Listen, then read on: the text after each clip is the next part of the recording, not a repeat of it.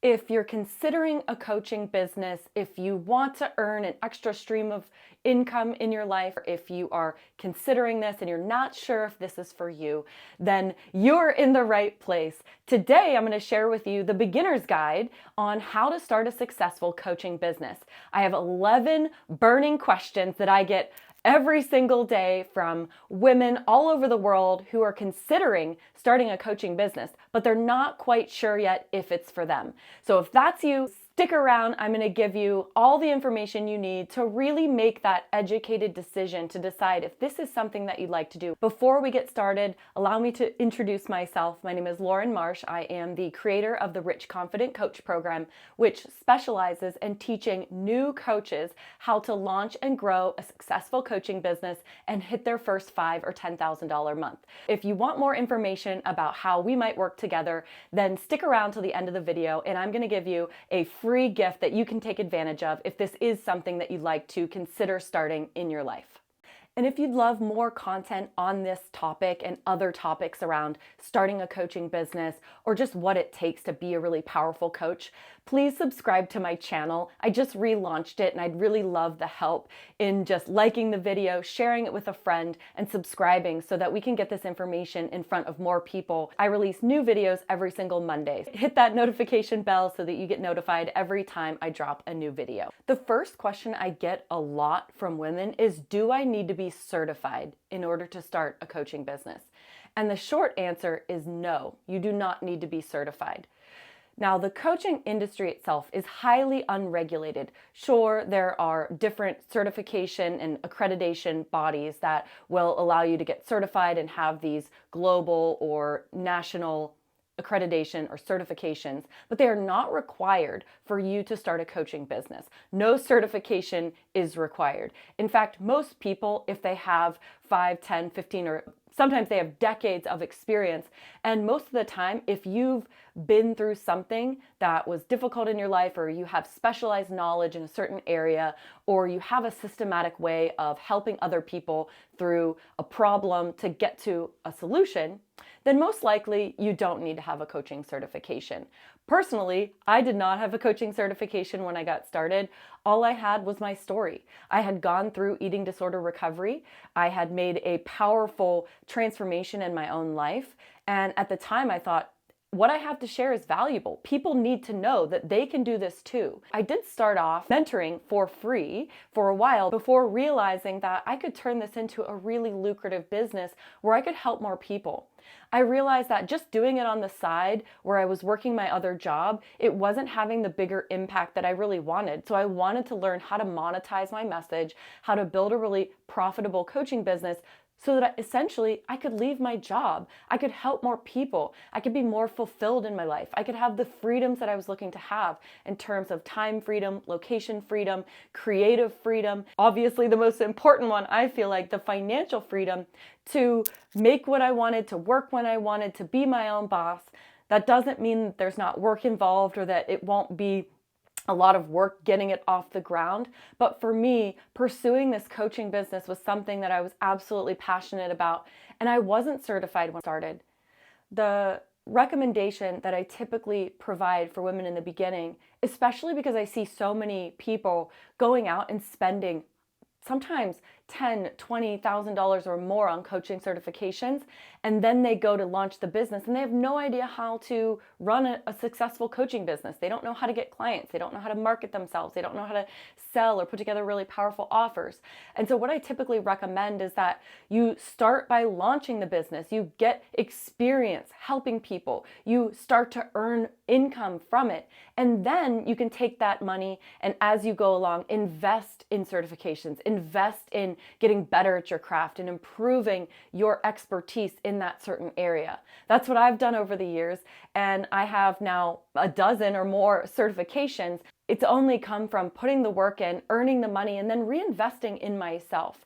So you absolutely do not need a coaching certification to get started. But what you do need to have, like I said, is that specialized knowledge. Do you have a powerful story? Do you have some way of taking people through steps that you've been through or that you've guided other people through? And the second question that I typically get is, do I need to be an expert? And the answer to that is no. You don't need to be an expert. You don't need to be perfect at this. All you have to be, especially if you don't have a coaching certification, is a few steps further along than your clients. Most of the time when I work with women in my program, we look at where were you in the past? Where were you a few steps back where you might have needed that help and support to take the steps forward to get to where you are now? That's really all you need to get started, is really just that burning desire to help people and to have something of value that you can really offer people in the beginning. The next question I get all the time is, how much time do I need to be putting into my coaching business in order to see results? And this one is really dependent on you and actually what your lifestyle is now. Most of the women in our Rich Confident Coach program have a full-time or a part-time job. Most people do need to have some type of income coming in so they can feel safe and secure as they're building their coaching business over time. So you might have 3 hours a week, you might have 5 or 10 or 15 hours a week, or the weekends or the nights. I personally, in my journey, have had full-time jobs where I wake up early and work on the coaching business, I take my lunch breaks and work on the coaching business, and I do evenings on the coaching business. And that's really how I've propelled myself into being able to do this full time, because I was willing to find those pockets of time of 20 minutes here, of 45 minutes there, where I was able to really put the time that I needed into it in order to get the result that I wanted in the long term. So your time investment in the coaching business doesn't need to be much. I have some women working on it a few hours a week. Now, granted, if there's only a few hours a week, it might take you longer to get results, right? Let's be realistic here. But it doesn't matter how much time you put into it, as long as you don't give up in the long term. As long as you put consistent effort, energy, and time into the coaching business, you will be able to grow it over time, knowing that eventually you want to, well, most people do, you don't have to, but most people want this to replace their full-time income at some point. So there will be that leverage point where you get to where the income is able to replace your full-time income, and then you can go full-time into running the coaching business. That's typically how people do it. If you happen to have savings or a safety net or someone to support you in this process, then obviously if you have full-time to spend on the business, probably going to get results a lot faster. But know that it doesn't matter how much time you have. And in fact, I think it's sometimes easier to build it when you have a little bit of time, because it becomes the thing that you are passionate about, that you do in your free time, that you just can't get enough of. And I just think that that's such a powerful way to start this business, from a place of that desire and that need and want to really help and serve and support people, and putting that time and energy in to make sure that it creates the income that you want over time. Another question that I get a lot is, how much money do I need to get started? The answer to that is very simple. Zero. You don't need to have any money to get started. There are things that cost money if you want to have a certain type of business, but really in the beginning, you could start your coaching business with just your phone, your computer, social media, or maybe a couple of other tools that you can find free online. I personally bootstrapped my business for the first couple of years because I was a broke stay-at-home mom. I didn't have extra money to put into the business. But what I did do is I looked at, how do I get to my result the fastest? And the way that I saw to do that was by hiring a coach. So I took out a loan and I hired a coach, and I thought that if I could leverage that debt, I could be able to make the money that I needed faster by hiring somebody who's already done what I wanted to do. And then it accelerated my results like 20-fold by just hiring that coach. So you definitely don't need any money to get started, but something like my program, obviously it's going to cost money, but at what cost to you? You could either spend your time trying to figure this all out on your own with no money, or you could accelerate your results by spending money on, let's say, a business coaching program or some type of coaching support program that really helps you get those. The value in hiring a coach is really so that they can help guide you step by step. You don't have to worry about trying to figure it all out on your own when they can just guide you step by step. Most people also want to know, how quickly can I expect results from my coaching business? How quickly can I start making money? This one obviously is going to be highly dependent on you, your time investment, the skills that you come in on. And there's many different skills that I work on with women in my coaching programs that helps them get results faster. When you start a coaching business, a lot of people think that it's just about being a coach and just about how you help people and the craft of coaching. But that's only one half of the equation. The other half of the equation is you learning the skills of running your coaching business. So those are the skills of marketing, of messaging, of lead generation, of setting your systems up, of learning sales and enrollment processes, of building out some of the tech side of things to make things faster and easier for people to work with you. It's learning how to build a powerful offer that provides high-level results for people on the other side. So if you have those skills already, I believe that your results can happen faster and more effectively if you have those skills. But the truth is that most women don't. Most women come in and they're very powerful coaches. They have this strong desire to help people, but they don't have those business skills yet of knowing how to run a successful business and of being an entrepreneur. That's really what I saw when I was a coach myself and my clients started to ask me, Lauren, teach me how to do what you did and build a business and a brand based on being you. And that's really how I transitioned into business coaching, because I saw that there was a gap in the marketplace for these women needing to learn how to actually run the business side of things.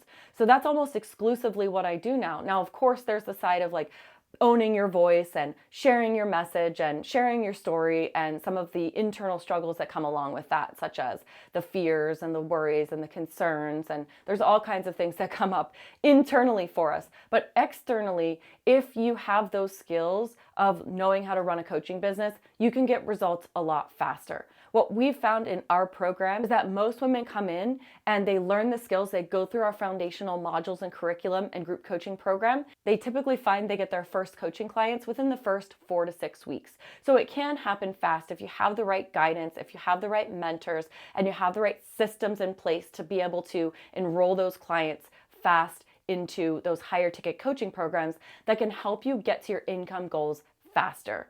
This isn't about developing a course that's low end, that's $50, that you're going to need, 200 people to sign up for. Look, in the beginning, if you don't have a following or if you have a small following, that's very unrealistic to think about. So what we do is we help women design that powerful offer that they can charge $2,000, $3,000, $4,000, $5,000, $6,000, $7,000, $8,000, $9,000, $10,000 for, and be able to enroll just a handful of clients in order to get to their goal of hitting that $5,000 or $10,000 a month quickly. Another question that I get a lot is, how do I find my niche? Do I need to have my niche nailed down before I start? And this is probably one of the biggest things that we help our clients with, figuring out who they're helping and what they're helping them with, what problem that they're helping their clients to solve. What you want to initially do when you're starting your coaching business is look at the intersection of 3 different things. So number 1, it must be at least something that you're relatively passionate about. You enjoy it, you find purpose and meaning in it. It's something that you can see yourself doing in the long term. If it's something that you think is going to get clients, or you think that this is what you need to do in order to get clients, is probably not the best fit, because you won't be committed to doing it in the long term. A lot of women think I should just do this thing to get money and then do the thing I'm passionate about later.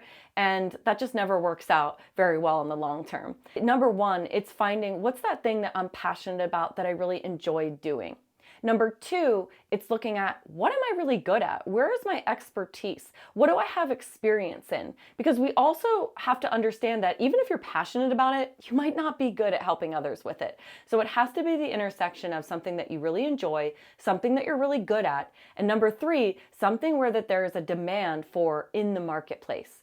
So you could be really good at something and be really passionate about it, but if nobody's willing to buy it, it's not going to be a lucrative niche for you. So what we help our clients with is looking at where can we find the intersection of all 3 of those so that you can make the most money, help the most people, and allow yourself to feel the most fulfilled and find a lot of meaning and joy and purpose in what you're doing. Another good question is, do I need to spend all my time on social media? This is a fear that a lot of people have, and they say to me, I don't want to be on Instagram all day long or Facebook or whatever. And I will tell them you just don't have to. There are so many ways to grow this business. You could find different ways, online, offline, a mixture of the two. There are SEO opportunities where you could build things that attract people to you where you don't need to be on social media 24/7. There are also strategies that we use to teach our clients how to repurpose content, how to have a stream of content coming out, even if you're not the one showing up every day doing it. You definitely don't need to be on social media 24/7. And myself personally, I am not. I am not on social media every day. When I built my first business, Healing for Eating Disorders, I was not on social media at all. Actually, I built my business based on long form content and SEO strategies that really helped pinpoint my ideal clients and help them attract them to me like a magnet. So we teach these strategies. We also teach social media and offline strategies.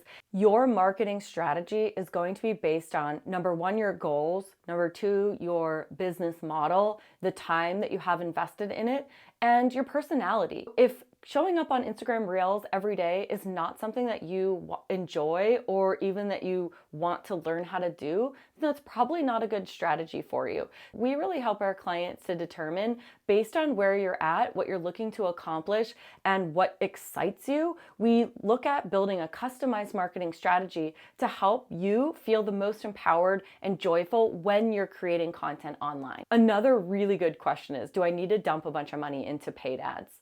And the answer to that is no, only if you want to.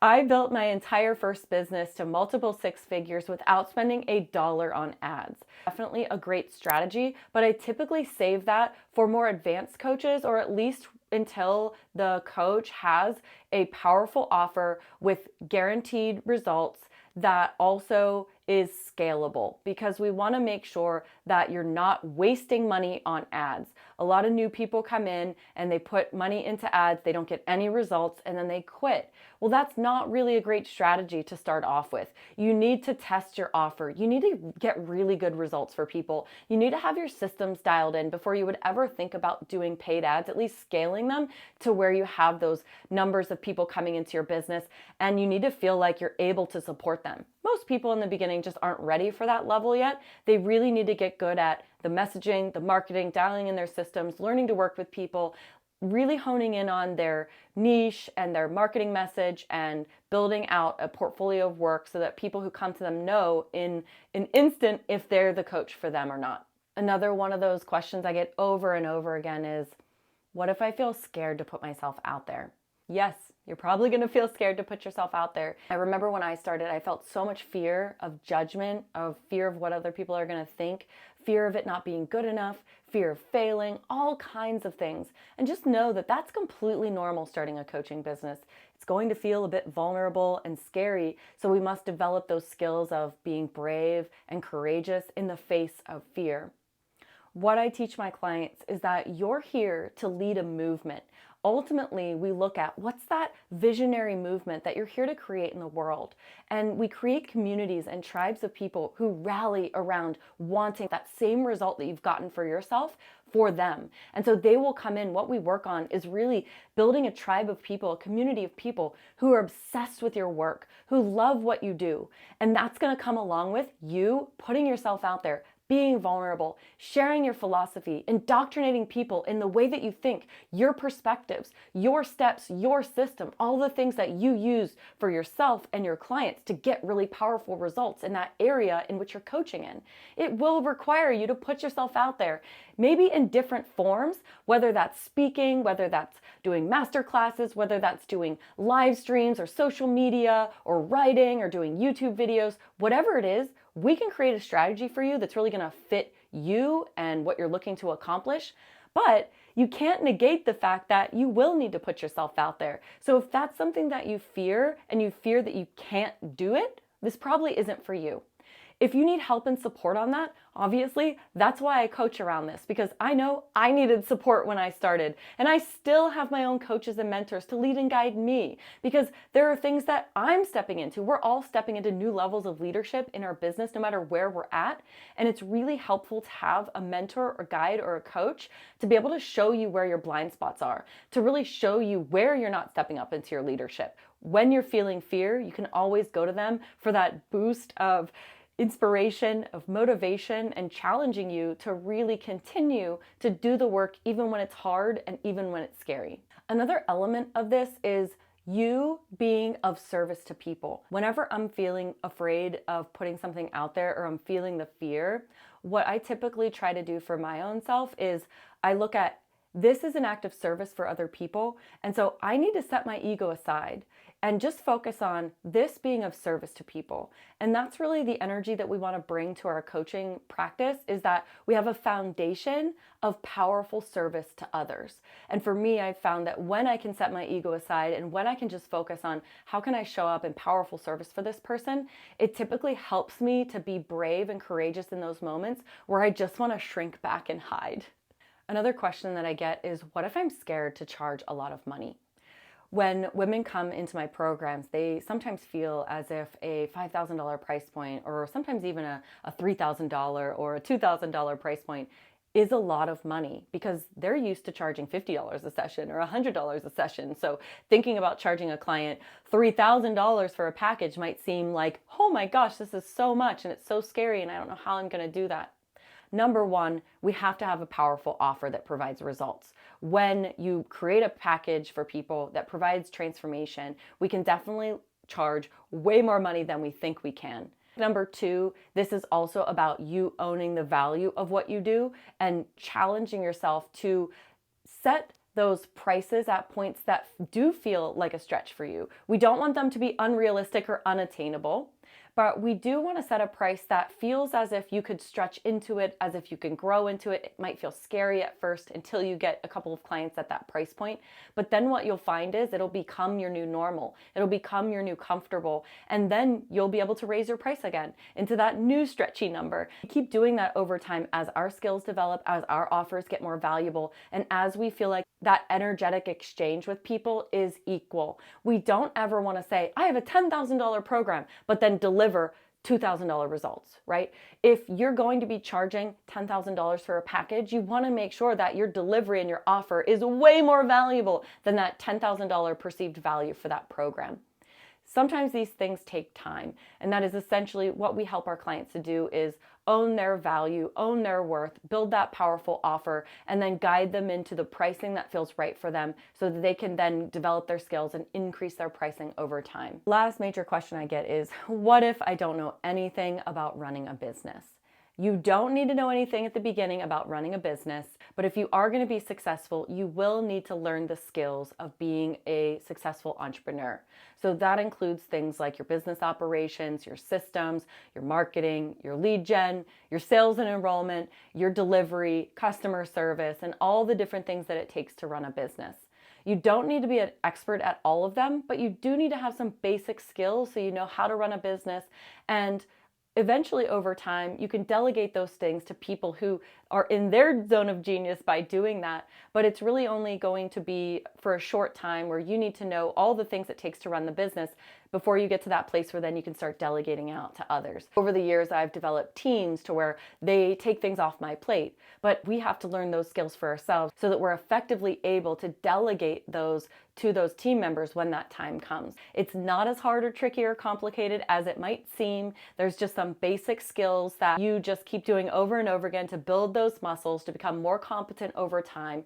Because if you want to be a successful coach, you have to have the skills of the craft of coaching as well as the business of coaching. There you have it. That is your beginner's guide to how to build a successful coaching business. It's 11 of your burning questions answered. I hope that was helpful for you. If you have any other questions, please leave it in the comments below. I'd love to hear from you and what you thought about this video. Was there anything that surprised you or any questions that you have? Please leave it in the comments below. I'd love to connect with you. If you are ready to take the next step, my team and I have opened up some time on our calendar to offer you a 6-figure freedom call. And this is your time with us to put together your own action plan that's customized for you so that you can take those next steps into launching and growing your own successful coaching business. Click the link below if you'd like to set up a time with our team so that you can learn the strategies that we use to help our clients hit their first $5,000 or $10,000 month. And if you just want to get more information from me, click the link below. I have a free ebook called 6 Mistakes Coaches Make on their way to 6 figures and how to fix them. So you'll be subscribed to my email newsletter. I send out valuable content each and every week. So grab that ebook, check that out, and let me know if there's anything else that I can do to support you on your journey, beautiful soul. And remember, this is the way to break free and create a business and life you love.